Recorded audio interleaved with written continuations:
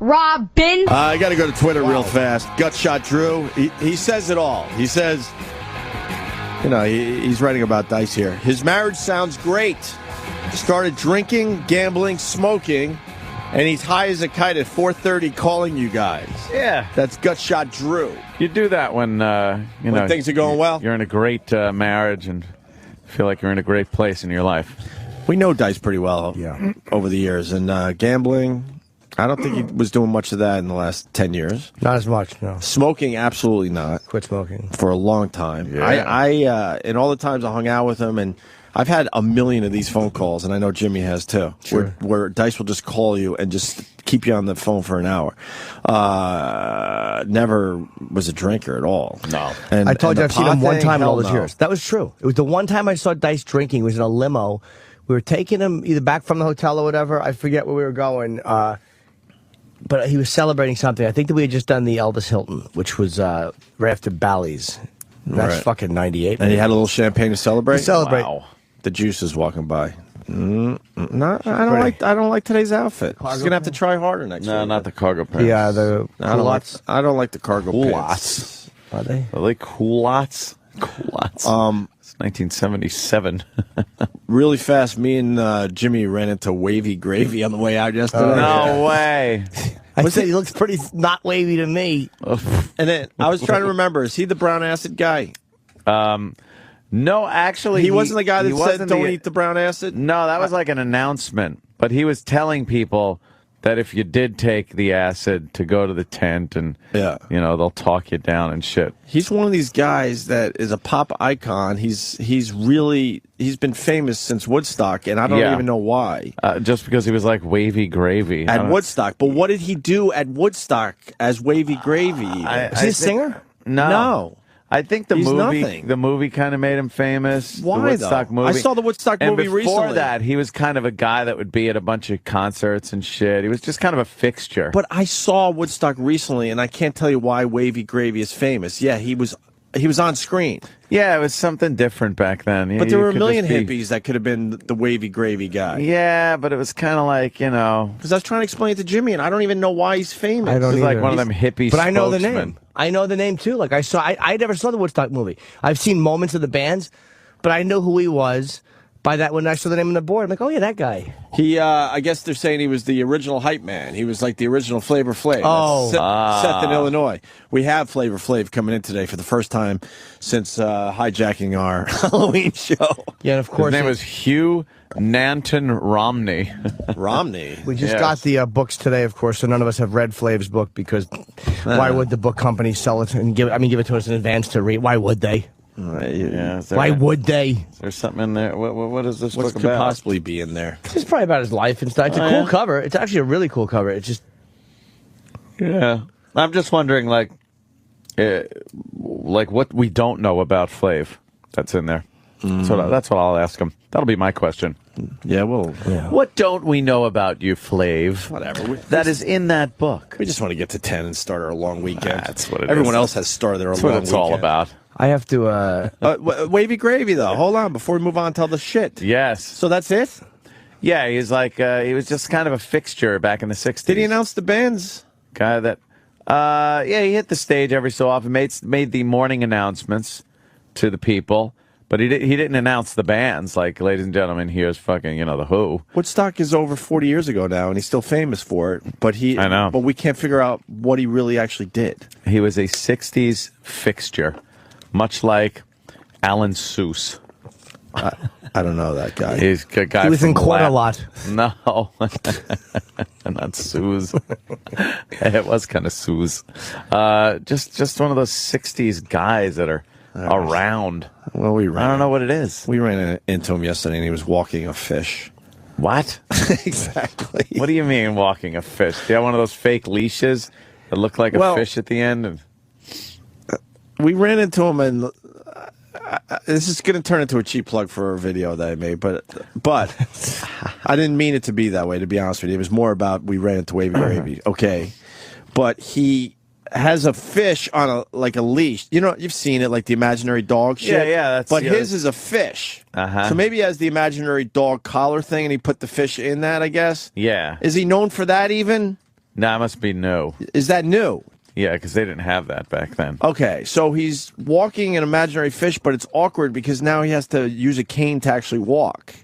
So he has a cane and an imaginary fish on a leash. Oh, he really does?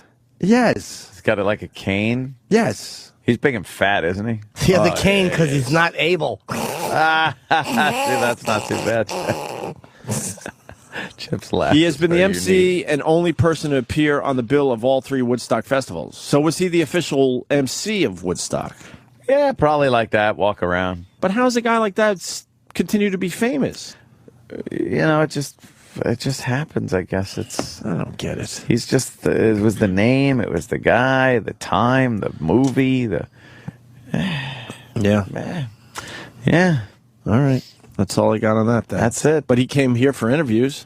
So what do you I'm ask sure Wavy Gravy? I'm sure he was on the 60s channel and shit like that. Wavy Gravy. So at Woodstock, he probably has a million of those god-fucking Woodstock stories. Is he allowed on the 70s channel? No. Woodstock was August of 69. So, no, I understand that, but did he do stuff in the 70s? Not allowed. Did it end for him in 1969? I would think maybe the first couple of years of the 70s, but once the 70s turned into the 70s, right?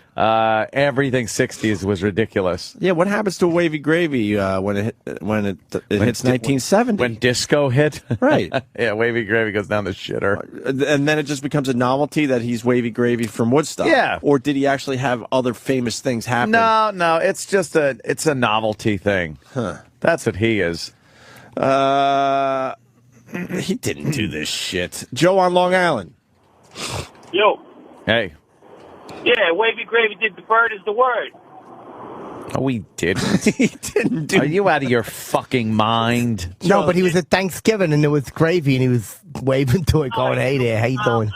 All right, you know what? I'm going to get my answers from Johnny in Queens because the great Ronnie B from Ronnie B Interviews did a long interview with Wave. How do you do a long interview with Wavy Gravy? Yeah. But all right, Johnny, what do you know from the Ronnie B interview with Wavy Gravy? Well, let me tell you something. I caught most of that interview. I still can't tell you what he did. That's why I'm bringing this up today. Thank you, Joe. I know you don't have to write me. I know this isn't going anywhere, but this is the point. I ran into this guy, and I'm like, why is he famous? And I was trying to figure it out all afternoon. And now you're telling me that Ronnie B did a whole interview and you don't even know. I don't know, guys. I don't know. Listen, enjoy the weekend, boys. All right. There you go, Ed. he did Fallon this week?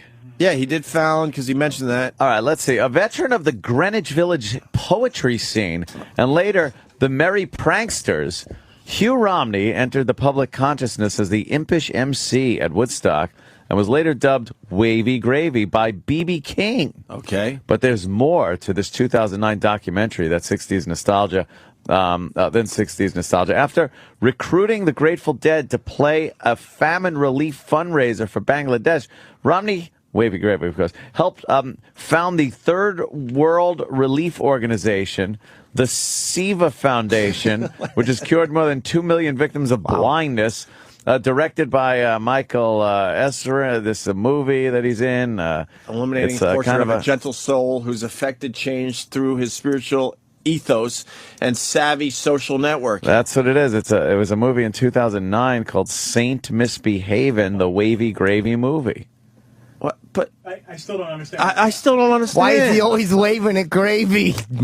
He's not, Chip. Did he do the big No, I am. Bangladesh thing that George Harrison did? Because that's the only one we know, right? Who's Ladesh? Oh, no. Bangladesh. Fucking Ladesh, that whore. What does his Wikipedia say? Oh, I mean, if he was the MC of Woodstock, fine, but that's pretty much it. He was just one of those hip poetry guys.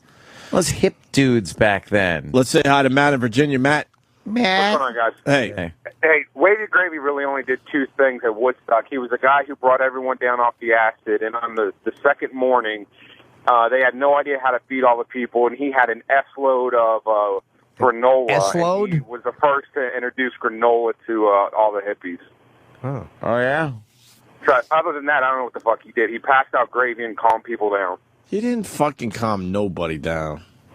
And actually, that's a cop-out with the calming people down. What he did is he would bring some people down, and then what he would do is say, all right, man, you're the doctor. Now you calm them down. And then Right. after they're calmed down, That's and then true. you pass it on as the doctor, man. that You I- take him to the Fucking- freak out tent. No, but that actually happened at Woodstock. As soon as you were calm, guess what? You didn't get to go and check out the Who or something. You had to now be the doctor and calm someone And else calm down. someone else's That's ass how you down. And then make them the doctor. This guy's telling the truth. Right, It you is had a to bunch of drag horse it shit. down for 5 hours, and then they had no idea how to feed 100, however many people were there. So he passed out granola, and then all of a sudden granola started selling like fucking crazy. There is a million stories that came out of Woodstock, and most of it is who gives a fuck Yeah, shit. yeah. There's one dumb lady that made 10 lousy peanut butter and jelly sandwiches. She's known as the peanut butter and jelly lady 40 years later. For 10 sandwiches. And she wanders around the country talking about it and telling her story. She Gives a didn't shit. feed nobody.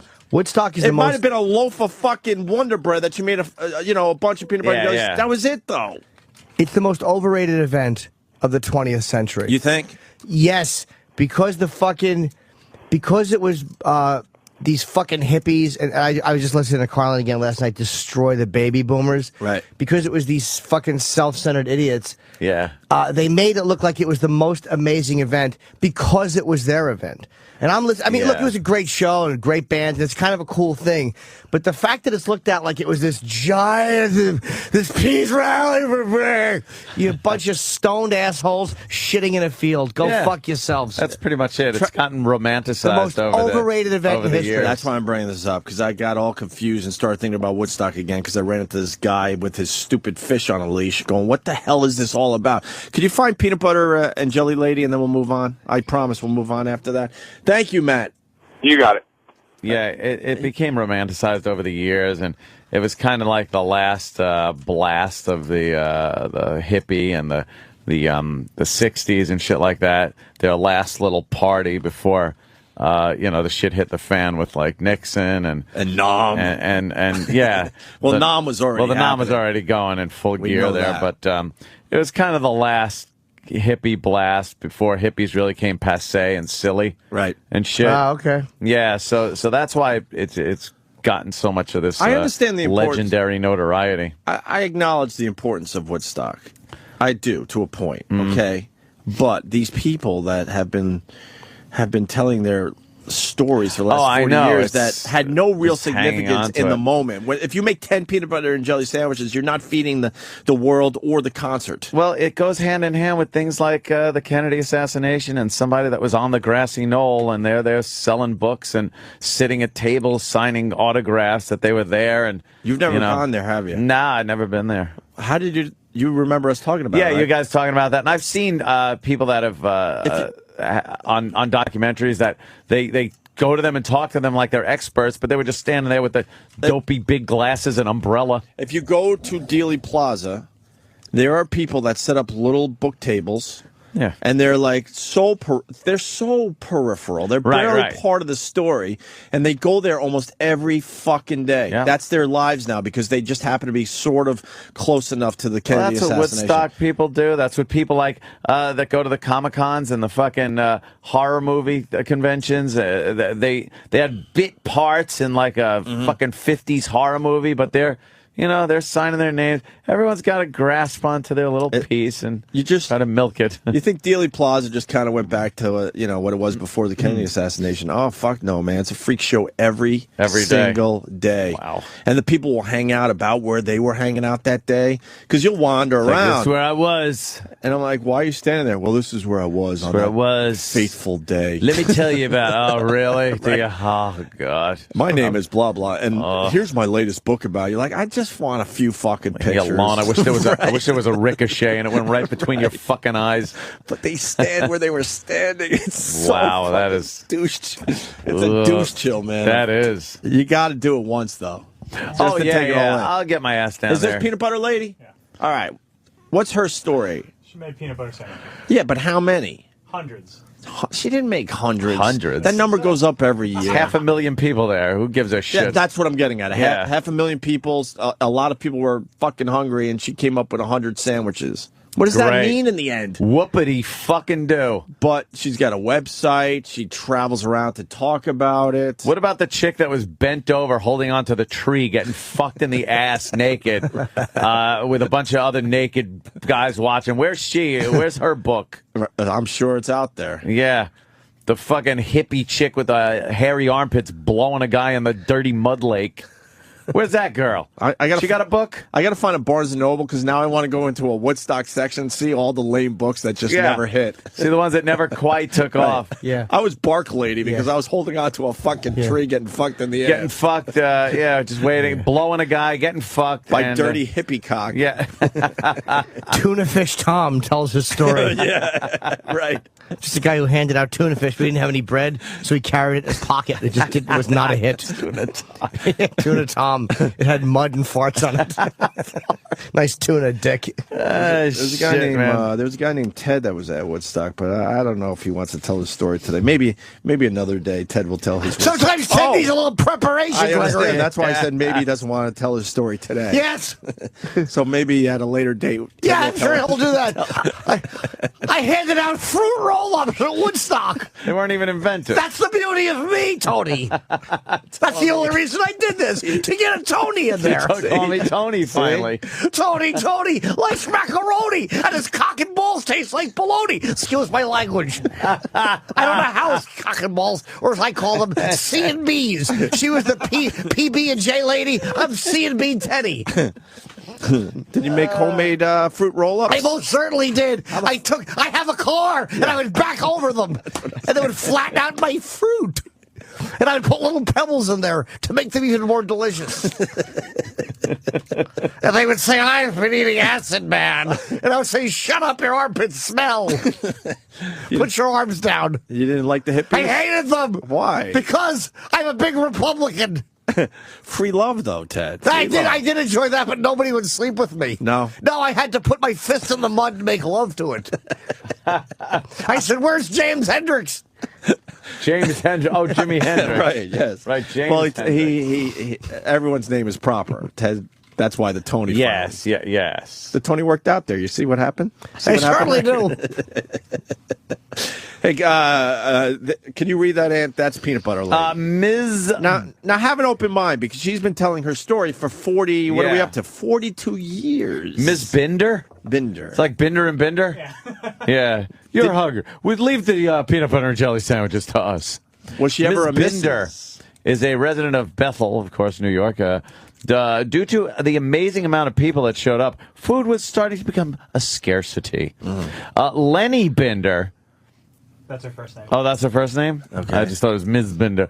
She started making peanut butter and jelly sandwiches, which she gave to organizers to pass out for free, man, to the concert goers. She ended up making hundreds of free sandwiches for the event. The end. Wow. It's not the end. That's my point. No, She will tell that story to whoever the fuck will listen to keeps her. going. 42 years later. keeps going. Haven't we all been on weekend benders for and you don't eat much? You're going to survive. Yeah. What was Woodstock? 3 days? 3 It was days! a long 3 fucking days of weekend. peace and music. Meanwhile, the same assholes that fucking spit on fucking veterans when they came back, or fucking we're calling veterans pieces of shit. It's like, fuck them. I know someone's gonna call up and say I'm wrong. Nah. I always wondered All right. that. So what happened to Pete Townshend's guitar that he took and just threw into the crowd? Where's that? Rhodey grabbed it back. Oh, really? Said fuck so that. no one's got that story. They could have had the guitar. That would have been a whole book, and a too. book. It's like Townshend's guitar. I need to look at Woodstock. Story of my Woodstock experience. Oh, Bobo. Okay, we're going to do the physical fitness challenge soon. Oh, yeah, we got Jimmy, that I going. interrupted you because I wanted to finish the Wavy Gravy thing, but I did not forget you were going to go on to something else. But I was just trying to figure out this fucking Wavy Gravy guy, and I still haven't. But Wavy Gravy. I just, I'll be brief with it because you don't have to be. No. I've already mentioned it in the past. But Sam playing, we listened on the way home. We normally don't listen to that shit show. Oh, God. That's what they call it, right? And they played the Jeter rant, which I don't think I've heard since it happened. Which is amazing. I was loved listening to yesterday. it and roaring. I was embarrassed listening to it. 'Cause Why? I just don't like listening to myself. I like when you're yelling and you're like, sports guy, and you say it, but then you ran out of things to say, and you're just like, they're stupid. Did I And it's like, Stupid. we dropped Ope off, and then I was around the corner. I was out of the car in 2 seconds. And I didn't hear any more of it. But it just, I remember that day, and Joel Hollander, I think, was there, who was the head of the company at the time, with the Hollander brothers, and Eric Logan was up from XM because he had been at the dinner the night before. Yeah. And I thought people knew all of it, but I've talked about how fucking CBS wanted me fired. They wanted me off the show. And I didn't realize that people didn't know that story because I twittered it. I was just kind of annoyed thinking about these fucking cocksuckers at CBS, and people were like, "I didn't know that. What happened? I didn't." I don't know if they. I don't remember that. I remember that it just was starting to get a little weird. It was. I don't know if they officially wanted you off the show. Oh, they did. It was when. Yeah, it was when. I know they were trying to cut you back a little bit. It was fucking. They were just getting weird with the chemistry of the show for some reason. They were trying to blame me because the ratings weren't good, and John Minnelli came on as the consultant. Right. So his job is to find something. Right. Oh, that was what happened, and I guess that they thought it was like they're never going to blame themselves and go, well, we don't allow these guys to do anything. We fucking language police. We won't even give them a fucking homeless. They would never blame themselves. Whatever. Yeah. So, but the ratings weren't that bad. But I'm just whatever it was. When people look back, they like to think that they were horrible. They really weren't bad. They expected more, but we expected more out of them too. Yeah, exactly. But dude, the day one that we got there, well, we did our job as far as New York goes and a few other markets. Yeah. We had some fucking disasters. Sure, we're pretty honest with everybody. But they never truly liked me there. I'm a good judge of. Believe me, dude. But I don't think they liked any of us there, Jimmy. Maybe not. Maybe they liked you less. Maybe. I don't know, but. Yeah, we were in. All right, go ahead. But I thought it's okay. I talked to Minnelli on the phone that one day, and he's like, I'm like, just say it, because I was so annoyed that he wouldn't come to me and say something. And he's like, well, I want you to start coming in. He wanted me to start coming in at 8 in the morning. He wanted me to start. I'm like, I'm not going to fucking start coming in at 8 o'clock in the morning. And he wanted me to start coming in for just the XM portion. So I don't know if a lot of people didn't know that, but they were trying to get me off. And he said, it's people in the company too. So I know that's why I never liked Chiasano, even though I don't know if Tom was responsible, and I liked him on a personal level. Like I really do have respect for what the guy did. He fucking whatever. He's there for a great time, but I think that he wanted me off the show. Wow. And I don't like the Hollander brothers because I think they wanted me gone, and that fucking Dan May. I don't like any of those motherfuckers. The only one I actually I liked afterwards was Minnelli because he goes, "Hey man, you adjusted really well, and I shouldn't have." Whatever. He kind of wrote me a nice email after that about it, which whatever. Then he attacked me, which was which was a little psychotic. But I mean, what are you gonna do? He wrong guy for the job. That's what he was. I'm not saying shit because he'll start fucking writing me again. My life's much better without him writing me because I did nothing wrong with that fucking guy. Yeah. In the end, I just fucking did nothing wrong. Well, the whole fucking thing was so bizarre. That's why I hated it so much. And they cut me down to 3 days a week. And Eric Logan, I was on the phone with one time. I love Elo. Know why Minnelli was mad at me? Because they were changing formats, which means they were getting rid of the talk and going with the rock, but they were going to keep us. And he's mad that I didn't tell him. Right. I didn't even fucking know until literally a couple days before it happened. And then Chiasano, begged us not to say anything because they were trying to keep it a secret from everybody. So then Minnelli thought, but at that point it was too late. I didn't know until almost the last second. And then what was I supposed to do at that point? That's just a blur to me. Right. It's a fucking... And then Chiasano, because I did say something about, I always worry about people that I do like around me. And he's like, don't worry, Minnelli's going to stay on and, we're going to figure it all out. And then, the opposite happened. So then, Minnelli, viciously attacks me. I had his best interest always at hand. But it was a weird situation for everyone. It was a toxic situation. I fucking hated them. They were desperate, and they hired us knowing they didn't like us, I think. Yeah, I think you're right. I think you're right. And I think we did pretty well. I'll always say that. We didn't do well in Chicago and some other places, but New York, we certainly had good enough ratings for them to sell it and be successful with. The rest of the station blew. And that was with all the stuff they did to us, you know. The rules were drastically different for us than they were for Howard. And Howard was already bitching when he was on his way out. He couldn't take it anymore, and they took that and really knocked it down. Yeah. And they're never gonna blame themselves. Like, they would never say we've made this environment so fucking corny for male talk that no guy who is gonna enjoy this. It's fucking fruity. Yep.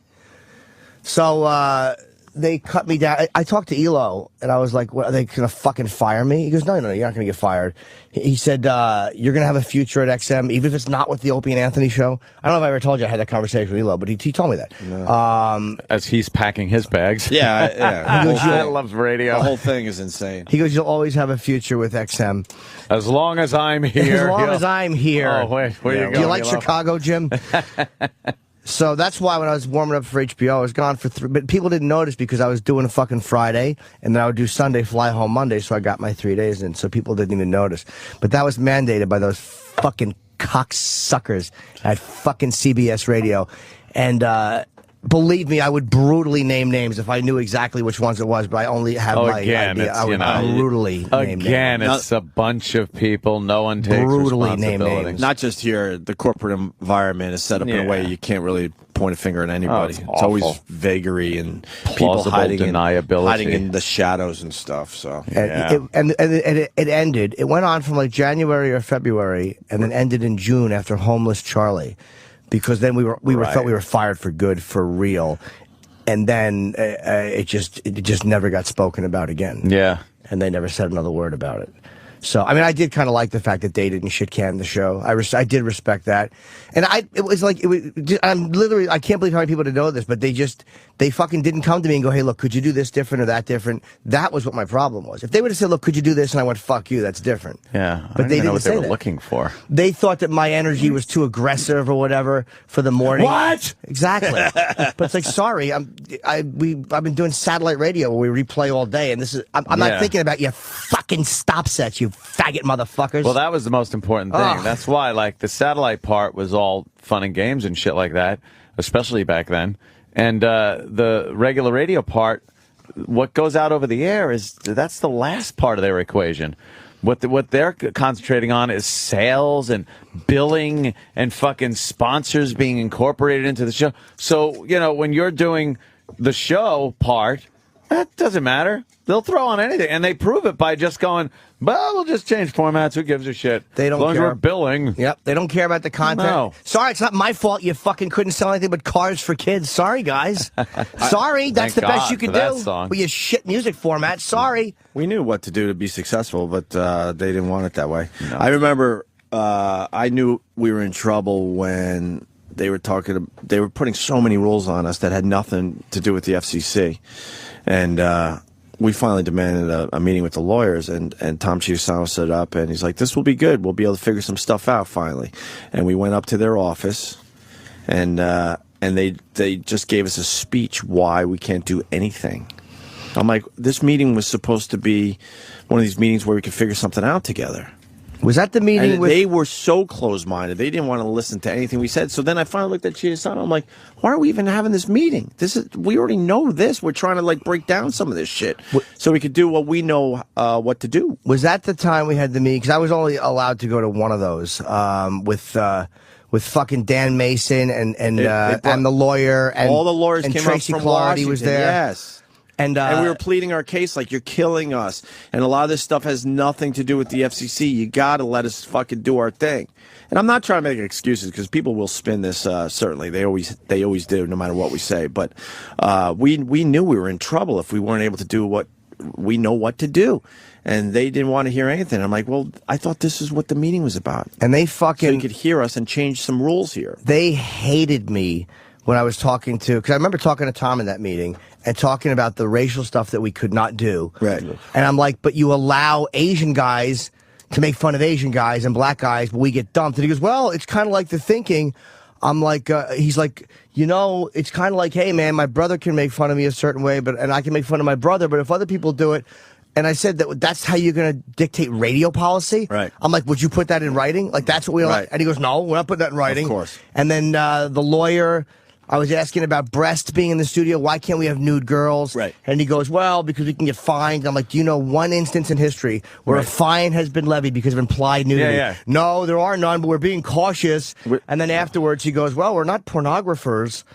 And I told Tom that his policy, I said to him in the meeting, I'm like, that's condescending and racist to think that way, that only blacks can make fun of black. It was really and then no yelling, no screaming, no rudeness, Right. but they fucking hated my guts at CBS. But just to lay it on the table, they didn't like us much better, Jimmy. They might have hated you the most. I don't know, but they certainly didn't like us much. No, either. I know. I don't think that they liked anybody on the show, to be very honest. Yeah, but they tried to scapegoat me, and I know I didn't like what Manelli wrote about you at all. The only reason I gave him more of a pass is because he wrote to me afterwards and said, I like the way you've handled this.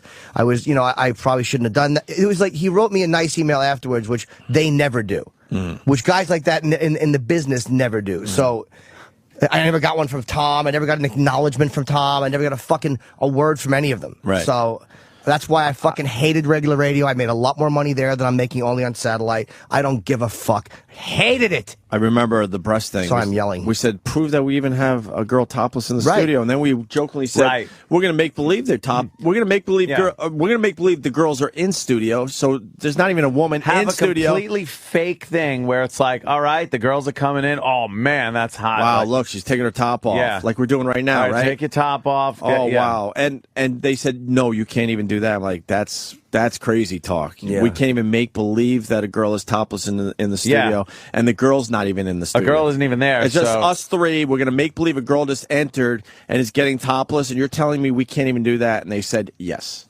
So that's why we came up with all that goofy shit. It was mocking them, really. It became started that way, and then it just became the way the show was going. It was a miserable time. Rock Screen Tuesday and all that. Horrendous. That was to mock the fact that we can't do anything. Yeah. These were what we called the dark months. God, that was fucking horrid. But then it just became a thing where guys would do like rock screams, and every time I would have rather heard a clitoral circumcision noise. Yes, well, who wouldn't?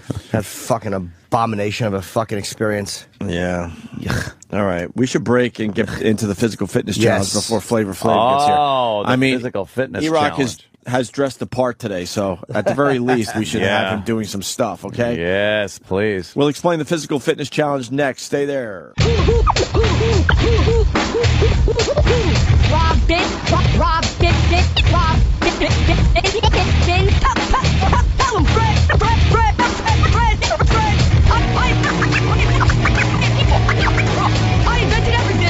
Gregorio! Antonio! Amy.